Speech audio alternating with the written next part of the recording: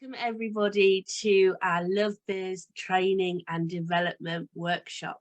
It's great to have you watching us on replay if you're not joining us live, and great to have all these fabulous women in business in the room today. So really looking forward to this one myself, because I don't know what Monika is going to share with us all together, and I'm super excited. She's such an expert in her field. So without further ado, I'm going to introduce you to Monika Todd, our expert today. Hello, Monika. How are you today? Hello. It's good afternoon already. I know. So for those of you who have never met me, my name is Monika Todd. I'm a marketing mentor and strategist. And gosh, I just love all things marketing. I don't know. It's just, I think it started when I was a little girl. But there's something about it. But I think it evolved now into kind of psychology of marketing too. And I think as we evolve, because I never really thought I will be marketing mentor for personal brands and small businesses, but I think sometimes things evolve, things you do, and you find your own way. And I'm going to talk a lot about it in the presentation as well.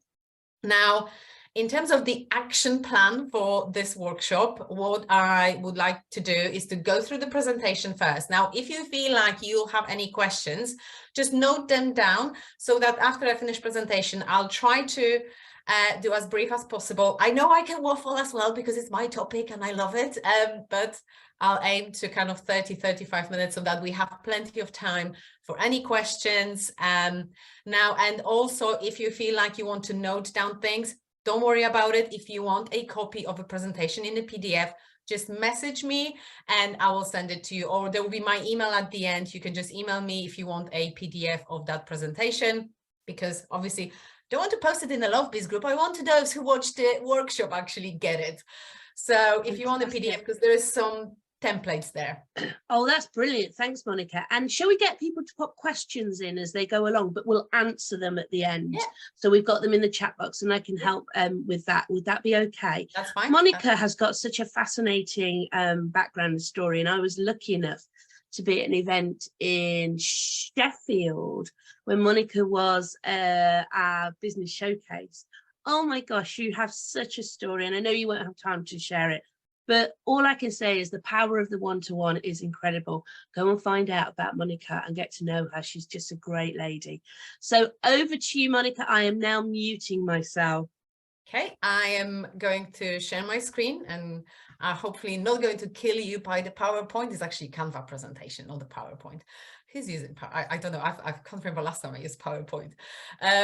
But we'll go through a presentation. It's going to be quite meaty, I would say, but there will be plenty of things, hopefully, that you will be able to take away. There's a little twist there, and I'll tell you about it at some point. So I'm going to share my screen. I'm going to get to it. And obviously, any questions you have, write them down. As I said, don't worry about noting things down from presentation. Get a copy of PDF from me so you have it. So you can just focus on absorbing everything. So let me get my screen going. That's this one. Better show the right one. Okay. So let's get going. I'm just going to move it to the side. Okay. So here it is. That's me.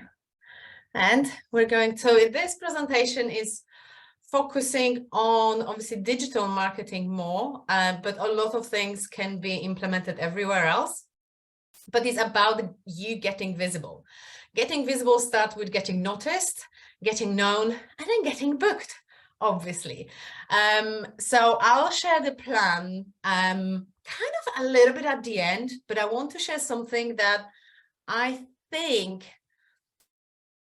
a lot of us skip. We want to get to the visibility stage. We get into the groove of doing things, but there is a things that we need to do first. So we're going just to go through a very quick reality check. What's going on now in a social media kind of digital space, especially social media? What's that secret sauce, the solution, your visibility game plan, how to create one, and then we're going to go through any questions that you may have. And obviously that's a great opportunity to have a personalized questions that are basically related to your own business. The reality check. Have you ever said anything like that? Or have you ever heard anything like that? Facebook doesn't like me. Algorithm has changed. I have been shadow banned. You know, we use social media and we kind of feel like it's against us. Algorithms against us. You know, we need to pay for the ads to actually be seen.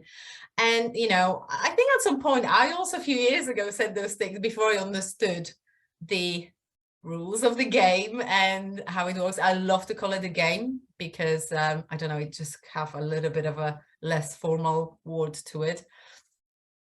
And let's not forget that it's nothing necessarily to do with us being shadow banned, us doing the bad work. There is a lot going on social media on a daily basis. It's a noise. It's a massive noise. Yes, some platforms are bigger, some smaller, but still, I mean, 4 billion posts shared on Facebook every single day, 500 million stories, 5 billion YouTube videos watched every day. So it's noisy space, absolute noise. Your basically job is to break through that noise.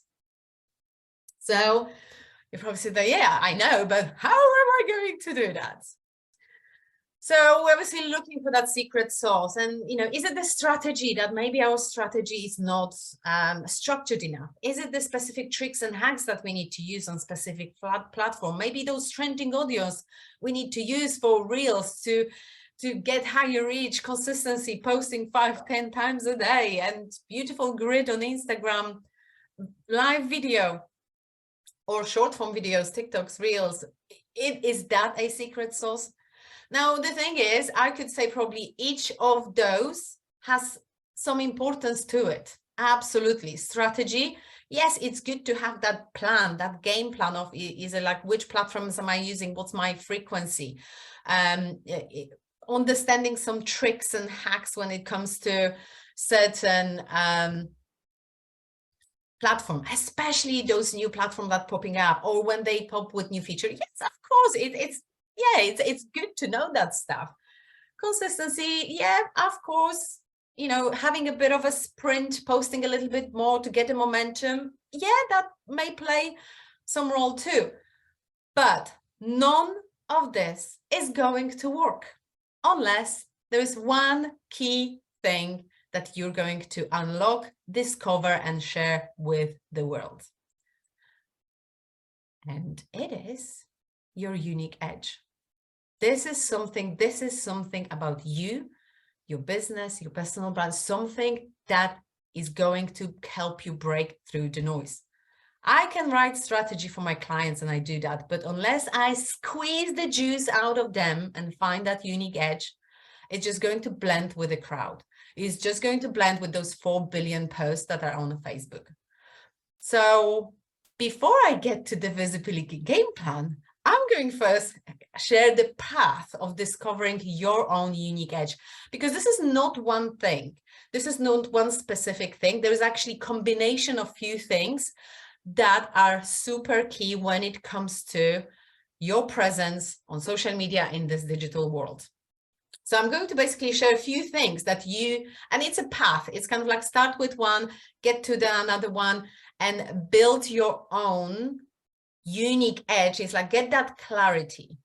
And starting off with the first one, it's a clarity. It's a clarity of actually, you know, what is it that you're about? What is it that you're sharing? Who are you talking to? Who are you helping? How are you helping them? And I'm sure a lot of you have seen this kind of template of basically sharing your mission statement.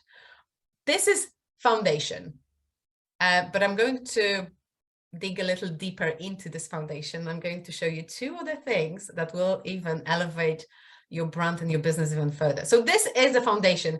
I would say this is the kind of must for every entrepreneur, every small business, understanding What is it that what problem do we solve? Who are we solving it for? And how are we solving that problem? That's key. This is part of your introduction at networking meetings, part of your bios, part of your social media headlines and things like that. That's what you should kind of like resonate with your audience. Your audience should know that through obviously the content that you share as well. And this is like a simple template for you to pop together. I help your target audience achieve or do what, obviously those words can change, and what is the solution. You could add other things like so that, or with or without. So now on the bottom I put the creativity. I think a lot of the time we complicate things and we start to adding buzzwords and fancy words because it makes us look fancier. No, simplicity is the key here. When it comes to your mission statement, you need to be super clear. What is it that you do and who are you doing it for? The simpler, the better. Just think about the ideal audience. Are they looking for a fancy word when they look for the service that you offer? They're probably typing very simple thing on a Google that they're looking for, and they need to find you by you using simple keywords. So that mission statement needs to be very simple. Now, on the next page, I'm going to share some those are more than a mission statement. Those are brand vision guidelines for some of the big businesses that you probably know. But just look at the simplicity and how clear are those. Obviously, vision is a little bit more kind of like when you introduce yourself probably to a group of people at networking meeting, that's where you go even more specific and simpler. But here is kind of that bigger vision that why is it that almost like your why is it that you do what you do? What is the why behind your brand, behind you, because behind your business? I mean, big Microsoft to empower every person, organization on the planet to achieve more. Now, how simple is that? But that's engraved in theirs. And those probably brand vision statement, we probably haven't necessarily remembered them or heard them, but when we read them, we associate them with that brand. So having a mission statement is one thing, but brand vision, so that grand vision why you do things, is important. And to get to that vision statement, this is a few questions that you can ask yourself that will help you to get there. And it's actually good to do them on different days, and because you need to get yourself into that zone of just feeling relaxed and being honest with yourself. It's not about impressing someone. It's about actually doing truly what is it that you're here for? What's your purpose? This is unlocking your purpose. And if I ask you that question, what are you the most obsessed about? Because I'm obsessed about marketing, if I have to be honest, but I've discovered it hasn't happened like that. I used to be 10 years in the corporate business, and I don't know, I was just like, I just wanted to climb career ladder. I just like, that was my aim. I was interested in marketing, but now I'm obsessed with it because I know so much more that can be done with marketing and how much it can help people, even with sales. Sales are so much easier if you crack the marketing game. Also, before you put your head on a pillow, what is it that's in your mind? What are you visualizing about that future? And oftentimes it is something we don't want to say out loud because it feels so unachievable at the time. It feels like, oh, this is unrealistic. I shouldn't even talk about it. Well, that's a hint for you that this is probably something where you're heading. Those bigger dreams that we have, we're told not to dream big often. Why not? Who said we can't? Who said we can't achieve them? So ask yourself, what will your obituary notice say about you? So thinking about those, pulling those together. And I know it's hard, especially fourth one, because obviously we want to live forever, but what's that truly legacy we want to leave for the next generation? And I know each of you have got it, because being entrepreneurs at heart, we're here to solve problems. So write that vision. And now in terms of sharing that vision, that clarity, it's not to say that you need to, write it ideally, that has to be perfectly written in the first place. It will evolve with you showing up, with you sharing your content, with you working with your clients. That will evolve. But the more you share, the more people will relate. And I know some of you attended a Zoom session yesterday where Serena shared her story. And this is such a beautiful statement of her vision. She didn't have to say it. She didn't have to put sentence, what is it that her purpose is. From her, I've even got goosebumps now. From her story, you could have, what is her purpose. And I have to say, it got me closer to her business. I want to know more about her, because that's relatable. That is something that it just touches the heart. So you have something that vision, and you need to start embracing. Now, there's one more thing that we can also turn up the heat, is a brand catchphrase. So something about us that we constantly say. And what is it that we constantly say that we may get known for? Some of those brand catchphrases you have heard before. I'm loving it. Every little helps. And now some of them are from the clients I used to work with, or from people I learned from as well. But those are the things that they constantly use, and a lot of their audience associate that catchphrase with them. And it could be as simple as, I often say to my little girls, it's like whenever we go somewhere and, we get in a car and I'm like, are we ready to rock and roll? And I often now add that on the bottom of my posts, let's rock and roll. Nothing to do with the music. It's just it's my aim, my kind of way to say, let's do it, but in a bit of a fun way. So what could it be for you that you constantly repeat? You might not even realize that there is things you repeat all the time, and you are remembered because of those things. So clarity is the first thing that it's important to get into, that vision, why we do things. The clarity also links to who is it that we're helping. Now, I have a different approach to choosing or defining target audience than a lot of marketers. I love to define 3 different circles, because when we define target audience, and let's say we set up Facebook group, we invite people who look like our target audience to this Facebook group. Let's say we've got 500 people there, no one buys. And it's like, what's going on? They're meant to be my ideal clients. 500 of them should buy that thing that I have, and they're not. Well, that's why it's important to define who's your community, who's your audience, and who's your ideal client. Because the audience, those are linked a little bit, but the client is that person that maybe hit that point. What is that point that ideal client has to hit to get your product? Funny enough, I had a group, Facebook group, it's inactive now. I think I got to 600 members, and it was very active, very engaged, and I shared plenty of value, trainings there. Even I didn't get even one client through my Facebook group. Most of my clients came through Instagram stories, through me utilizing other people's stages, like being guest on the podcasts. So it's interesting that sometimes we follow certain guidelines that someone has achieved something, because I know people who have super successful Facebook. I feel mine was successful, but I thought it will bring me clients, but it didn't. But I know plenty of people who do that, and they do have clients through their own Facebook group.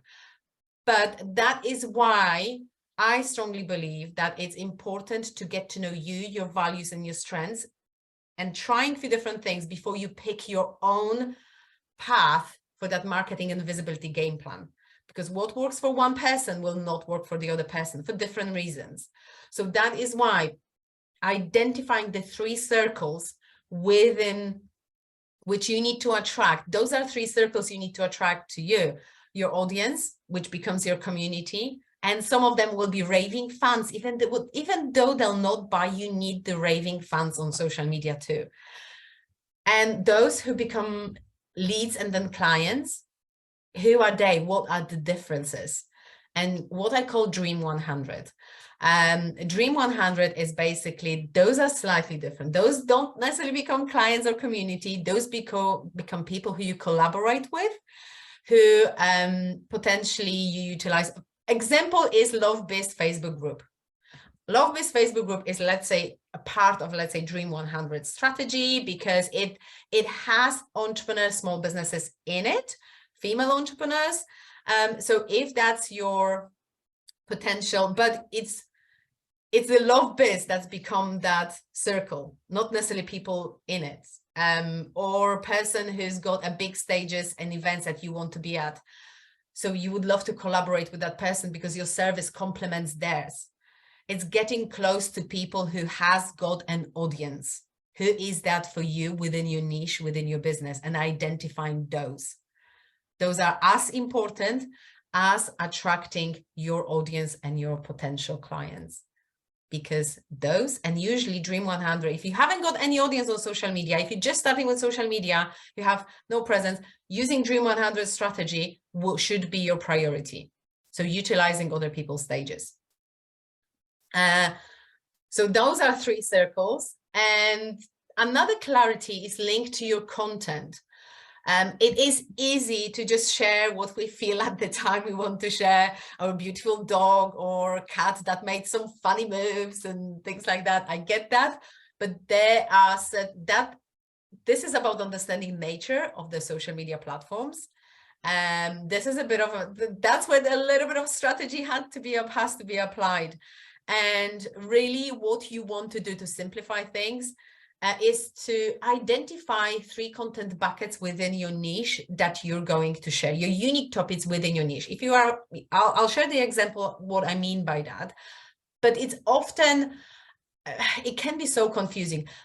Facebook personal profile is a different story. I know some people use it for business, but you know, it's kind of like a little bit different. Again, stories on Facebook and Instagram, that is behind the scenes. That is honestly where you can share everything and anything. And still, even it's got its point for selling as well. But when it comes to main feeds on the Facebook business page, LinkedIn, your Instagram, your Pinterest, your YouTube, having clarity on your content buckets will make so easy for you to create a content and share a content with your audience that you will never have to worry about consistency because you have tons of content ready. You never have to sit down and think, oh, what am I going to share? So this is an example, let's say holistic personal trainer. So those are example of content buckets that they can share, but within content buckets, there are certain specific things and type of content that they can share. And I mean, this is a 12 different topics really. And within that, so if you rotate it on 12-week basis, honestly, it's never-ending story.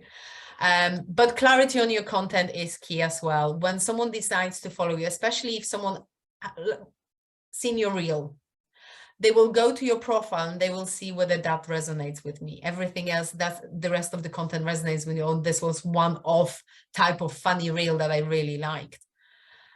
So that is where that content kind of, it has to have something in it that I say, this is amazing. I want to follow that person because I can already see that those last posts totally resonate with me. I want to know more. But that is where that clarity on the content is super important. And that is quite obvious one, the character stuff, but it's the, I would say, trickiest one. And we had a question yesterday at our session about our strengths. What is our strength? What is that thing that is unique about us? And it's not easy often for us personally to answer that question because we don't want to brag about ourselves. But I think it's time we do. And if we're struggling sometimes to pinpoint what is it that unique thing about us, and sometimes this unique thing may be so obvious to us that it's just a day-to-day thing for us, what I strongly advise to do, and you may take it away as a first task for you to do, share this, either whichever platform you use the most, but share that question. You can ask this, you can put it on the post, you can send it in individual to maybe your previous clients and maybe someone you're talking to. What do you feel is my difference factor? What do you feel like do something differently than anyone else within my niche?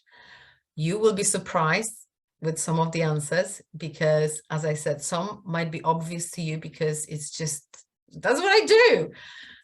But I want you to do that, because from that will give you the lead of, that is what you need to do more of. And often we don't.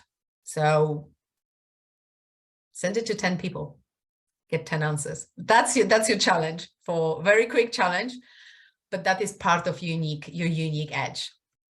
And this is a bit of a fun one at the end, before I get to the plan itself. Visual catch point. We know there are certain brands that, got a colors associated with it, and we kind of see them everywhere. Now, there is something in it, what color represents, and it's not necessarily something you need to do straight away. I don't feel that picking a logo, a color is the first thing you need to do when you start, for example, a business. First thing you need to do is to get out there and speak to people. That is the first thing you need to do. Have a conversations until you discover what is it that you're being drawn to in terms of that branding identity, that you're being recognized for something. Obviously, your character should be the main thing, but then that visual thing people will remember. So obviously, logo has something to do with it, but how about a talking point if you do a post or a videos? And as you can see on the Sue's screen, there is something on the wall that says know your worth. And that caught my attention yesterday. And this is a talking point. So having something like that, that is like when you do videos, even if you're on a Zoom, what's behind you? And it doesn't have to be a visual background. It's something behind you. I mean, for obvious reasons, a lot of the time I get questions about those things that are hanging here. I do love running. I've done some marathons and double marathons, but it's a bit of a talking point. For some people, it's the color of their hair. Pink hair, green hair, whatever it might be. For some is the colorful clothing that they wear or something unique about them. But don't be afraid to add a visual couch point to your appearance if you feel like you want to do it, or your background for your videos. So that you stand out for, on that thing as well. So those were kind of like, there is no way the game plan, the visibility game plan works if you don't have the clarity and that unique edge, because otherwise you're going to blend. So as much as I'm just trying to be totally honest, it's noisy there. It's noisy. You need a unique edge to stand out in the current social media digital world. And to put things in a practical sense, we've got the unique edge sorted. We've got it clarified, defined. Okay. Now, this is my own way of defining visibility game plan based on my own experience, based on 5 years in getting myself out there, and it works. So I basically define visibility game plan into 3 buckets when it comes to digital space. And it's all about having presence, at least picking one of those things in one sections. Now, what is the search base? What I mean, search base are the platforms that when you share a content, they live there for much longer. The shelf life is much, much longer. Blogs, YouTube, podcast, Pinterest, website, your website as well. Obviously, those are all keyword reach. Even with the podcast, the thing is, there are many podcasts we find, and it's like we're scrolling to the previous episodes because this one was amazing. I'll listen to the previous ones. But within your portfolio of marketing strategy for social media, you should have a search-based platform. A lot of us don't, because it feels scary. It feels technically difficult for some reason. Obviously, you need to have a feel of, okay, that's where you go, where your ideal client goes, but also make sure that the platform you choose is the modality that you love to create content for. If you love being on a video, YouTube. If you love writing, get into blogging, add it to your website. If you love talking, but you don't like to be on video, get into podcasting. If you are in kind of visual business where, you know, Pinterest is amazing for it, get on it from the start. From the start, it will be messy, but just imagine if you do one video for YouTube every single week, and then we have a chat 12 months from now, how your business will look. Totally different. And yes, it's the setup that may be scary, and it's not. Get someone to help you. There are people there who are experts in it. Get someone to help you to get that keywords, but definitely decide on, I'm going to pick one platform from a search-based zone. Stumble upon, basically, we're scrolling through Facebook, we stumble upon some posts, we stumble upon a reel. This is the content where it doesn't live very long. Obviously, there are ways to refresh the content. It's a little bit longer with TikTok nowadays, interestingly. Oftentimes, some of the posts who catch the fire, especially that they can live for a week or two and they still get reach. But really, it's a stumble upon platforms. Those are important for sharing your search-based content. And content that basically what you want to do, you want to get people from a stumble upon to your search-based content. And because that is where your juicy kind of part will be. But stumble upon is also important because a lot of people are there. And Dream 100, again, it's those places where you can utilize other people's stages, stages where they already have audience congregated, and you are there sharing your value, your knowledge, and you then direct them to your search-based content or somewhere else. But usually search-based content is the one. I mean, whoever listened to an interview on a podcast, for example, and at the end, the interviewer will ask the person, so where people can find you? And I will say very often it is one of the platforms that I'm on YouTube, I'm on this, I've got my own podcast. And oftentimes it's, let's say, Instagram if they're active there. But pick at least one from each. If you have, let's say, 3 from a stumble upon and nothing else, times for a change in your strategy, time for a change in your game plan, because that's where probably your content, you feel like you're running like a headless chicken because you create a content that dies within the 24 to 48 hours. So I've got a template for you here. Obviously add some frequency to it, what you're going to commit to. And it's one of those things that sometimes we need to try things. So give it a go, especially if you start with new things like YouTube or podcast, give it a quarter, give it 3 months, 90 days, but put some commitment to it. So that is a very speedy, basically a visibility game plan, how to get to that stage where you actually get yourself visible to the right people, to the right audience, to the right leads that are out there in the social media world. And as I said, this is in PDF. So if you want a copy of that, there is my email here, or if we're connected already on social media, just message me. And if you personally would like to chat with me for 30 minutes, you know, what will be the best for me? How can you help me? There is a button here that you can actually, even on PDF, you can press and book with me. So that is as I said, speedy conversation presentation, but I'm looking forward to a question because that's the best part too. Oh, Monika, that's brilliant. I love that. Because you know I love marketing anyway, but I love it because it's coming at a slightly different angle, and I love the stumbling and all that. It was fantastic because just when you see it on the screen, you actually realise where you should be at least some of those sectors. So it's fantastic. So I love that. I've got my own questions in a second, I think, but let's go through. Oh, Susan says she loves the visibility plan. Love it. The thing is, though, can I just add before we go to the questions? A lot of people go to workshops, don't they? And they sit and listen. And then they go off and pick the kids up from school or do the shopping. they never actually action anything. What I really do suggest is you really go and action some of these points. And also make sure that you try different things, because Monika will agree here, not everything works for everybody. So you have to look at your insights and review what's working. And if it's not working, go and try something else. And even better, if it's really working fabulously, actually look and find out why, because that's so important. So let's ask some questions. What is shadow banned from Kate?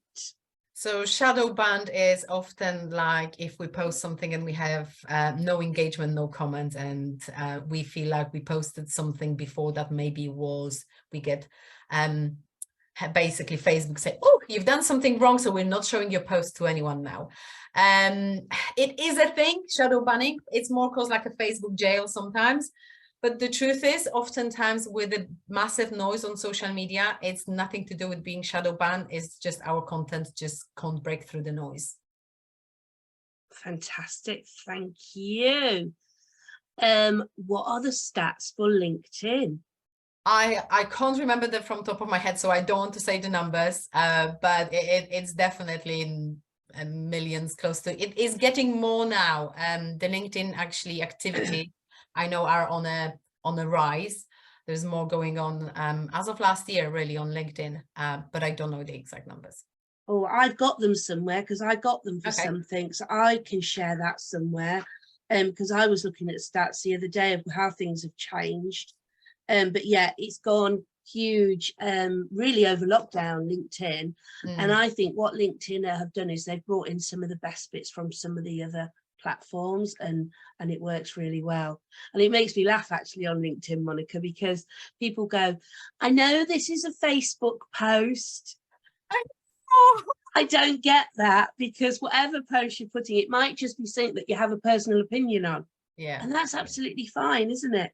To put a personal opinion on something, obviously not too political where you cause an outcry or whatever. You do have to be a little bit careful, but that always does make me laugh. Excuse me, my voice doesn't last the whole day anymore, so apologies. Where are good places to use a brand catchphrase? My brand catchphrase is on your terms, and we know it is for him because I see it. He's on your LinkedIn profile.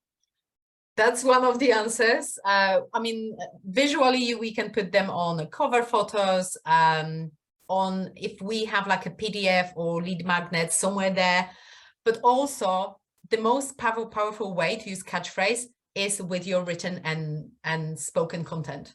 So you basically, the more you say it, the more people will associate with you with that catchphrase. So even at the networking meetings, finish your introduction with that, and people is like, oh yeah, I know who says that. But yeah, it's so important that people start to remember you. I call it drip feeding. Whereas if you carry on drip feeding a little and often and consistently, when people actually need you because of your terms or your phrases, they'll remember you because you're constantly drip feeding. But in your visibility game plan, if you just drop in every now and then, it doesn't work.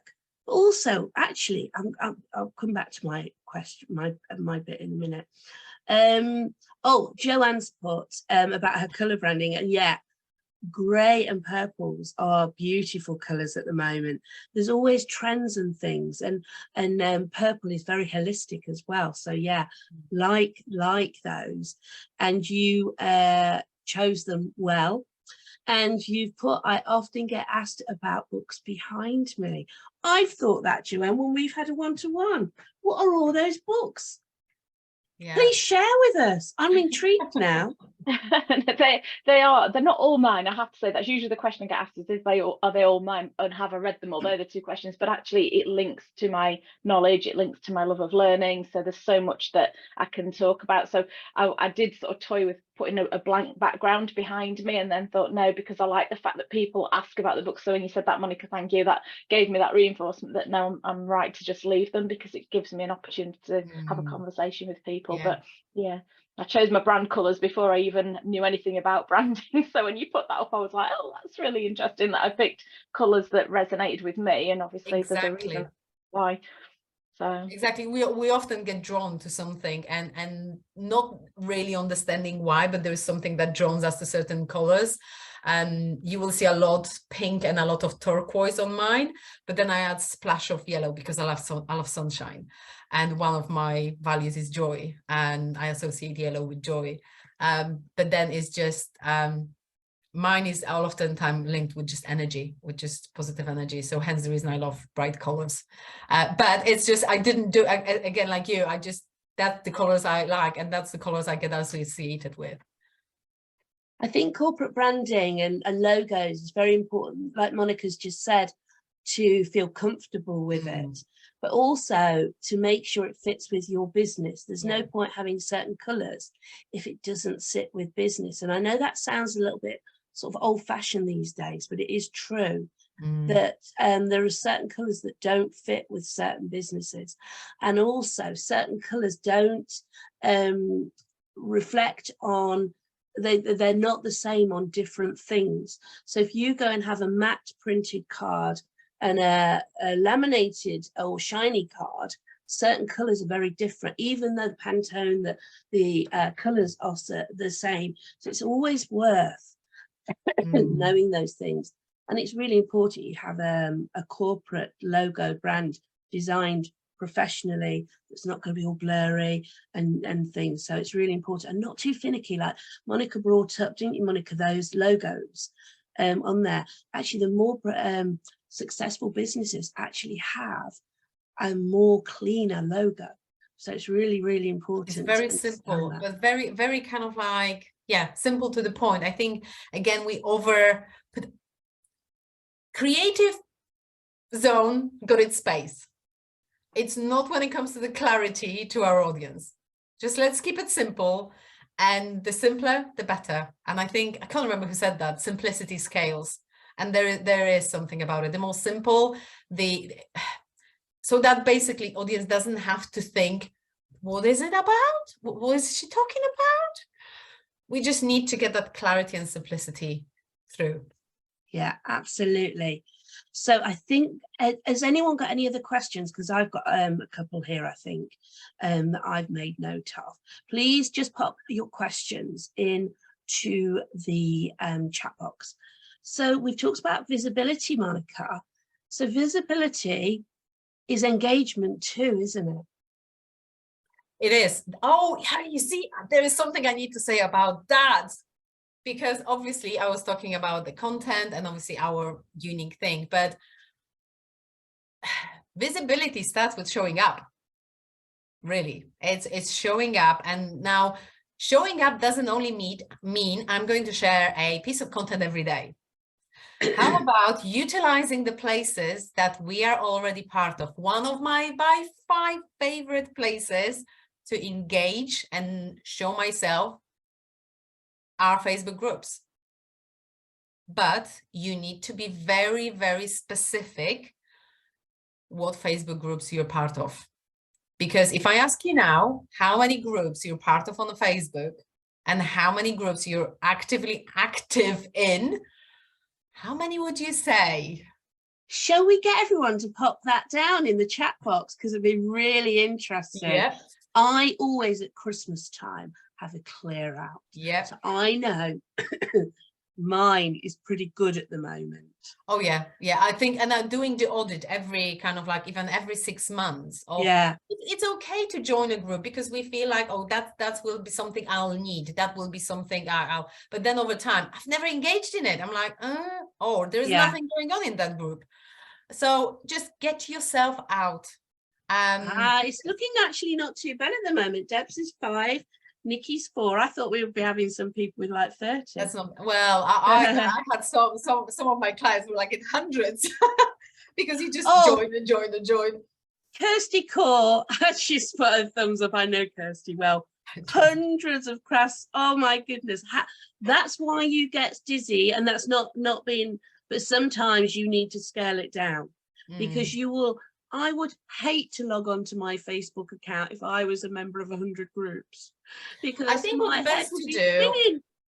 is have a think about, okay, which group, because it's good to be part of when we feel like we're learning from, there's something I learned from, but also, can I provide a value in that group? So even task yourself, well, okay, I'm going to pick 5 groups and I'm going to, for a week, just go in and engage. And if you feel like you struggle to comment on any post in that group, that's a pretty good sign. Time to go. Absolutely. But that is why, and also leaving the comments in a way that, now this is another challenge I'll give you for the visibility. Let's avoid comments. I love it. This is amazing. Let's add more to it. Let's add some substance to it. Let's add some really point to talk to. Because then if we see, even like, a lot of us will scroll through the comments before we add our comment. If it's a longer comment, that's got, let's say, 3 lines, it's like, we're going to read it. We're not going to read the comments and say, I love it. Oh, this is amazing. Let's add more to it, because that is another way for us to get visible. Yeah, engaging with other people's comments on comments is great, isn't it, Monica? Yeah. Being out there, people know you, and they get notifications when you've commented, and they'll think, who the hell is Fahima Adam? Why is she commenting? I need to go and look this at is so amazing. Oh, this is so amazing help. And it's like, how often we add the value in a comment for that person, that person's like, oh my God, this is amazing. I've never thought of that. Who's that person? I need to connect with her. I've made plenty of connection through that, and I've got my own selected groups where I'm there regularly. And also this is specifically for Love Biz Group, because I know we're utilizing Love Biz Group for networking. There is, if you want to share something in a group, don't share your Facebook business page post. I know in a way it sounds quick and easy. Unfortunately, the reach of that post, it's going down the hill straight away, because it's shared post. It's even better, literally just copy what you've written on your Facebook business page and add it again into Love Biz Group. That is so much better. Oh, I've learned that today from you, Monica, because I've always said to people, share your business post with why you're sharing it. And don't we have a feel sometimes, oh yeah, they just shared it. But you've got to add the comments, and you can't just share it. That's really interesting. So, I've learned, right, I'm on that myself. But let me just go back to the comments here. Fahima, gosh, I've said your name so many times. Everyone will remember Fahima. She showed up today. She's also doing a fantastic workshop for us in a couple of months. And she is visible, which is really important. So I'm in a lot of groups because people keep on adding me. Don't accept. Or when someone adds you, because when someone clicks and adds you to the Facebook group, you are able, without accepting the invitation, check what's happening inside the group. You can't comment, but you can actually check what's happening inside. So go in and actually have a look what's been happening. It's like, no, just decline. They will not get notification that you've declined invitation. They're not getting that notification. So you're not upsetting anyone. I think that also goes down to friend requests on Facebook. I don't, even people I know very well. So if you're on the page and you're thinking, Sue hasn't accepted my friend request, I don't do it to everybody, because Facebook, my personal Facebook is about dogs, food and grandchildren. It's not about business. And I know that's my personal thing, but I don't like to have everybody seeing pictures of my granddaughter and things. So I am quite wary of who I accept. And I just decline, because I know I'm connected with them on LinkedIn or in the group. And I think that's really important. You understand. We've gone through this over the years, actually. You know who are on your personal profiles. You know exactly who they are. And there's been some horrible stories, even with Love Biz members, of nasty things being posted on personal pages, on personal accounts. So you really need to know who you are. And I think it's important that you, because some people, like, for example, I've got a public personal profile, but my posts with that are, I don't want them to be public, I changed the privacy, is changed to friends only. So I can still manage that. But I think it's important now, personally, I did at the beginning, for early days of Facebook, when Facebook came out, keeping, especially me being in UK, a lot of my friends in Poland, that's how I kept in touch with them, through Facebook. Nowadays, I don't keep in touch with my friends through Facebook. Those friends that I want to keep in touch with, we have WhatsApp groups, and we just call each other on FaceTime, really. And everything else, yes, I post things on it. I post things what's happening behind the scenes, because for me it's important people know me and relate to me as a mom, as a runner, amateur runner, as a baker, because I love baking, as a bit of a mess sometimes. So I want people to see that it's not polished business for me. I have my days where it's up and down, and I want to also provide inspiration through others. So because of the way of how I approached it, I connected on a relatable level with people through Instagram and Facebook stories, through sharing behind the scenes. And if I have to share one of the modalities where I got the most clients, is through Facebook and Instagram stories. Fantastic. So I think it's just being mindful of what privacy setting we use, what content we use. But if you share, let's say, a lot of your personal life, I think it's worth thinking, is like, do I want to share it, or do I want to close my personal profile completely just for friends? My personal profile is so bloody boring, so no one would want to even follow it. Anyway, I am going to end the recording now, but I don't want any of you to go who's on the call now. Just wait a few more minutes. But I'd like to thank you if you're watching on replay. I'd like to thank Monika for doing our fantastic training and development workshop today. And I'm now going to end the recording, but carry on for those lucky people who are here live with us.